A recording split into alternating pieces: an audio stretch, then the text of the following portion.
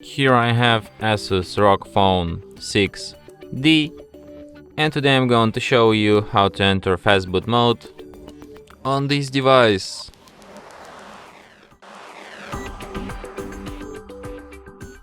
So to do this, firstly you have to turn your device off by holding down power key, and after it turns off completely you should hold down combination of keys power key plus volume up at the same time like this. And after the screen turns on and you can see ASUS logo appeared, you can release power key and keep holding only volume up. In the following menu, which looks like this, you should use volume keys to navigate and power key to select, and you should select an option recovery mode.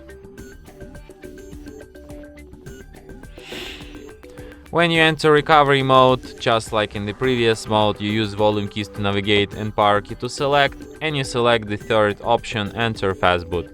Here, just like in every other previous mode, you volume keys to navigate, power key to select, and you have such options as reboot system now, enter recovery, reboot to bootloader, and power off, which are all actually like the exit Fastboot mode options. Like the first one restarts your device, the second one turns you to the previous menu, the third one returns you to the first menu, and power off just turns off your device.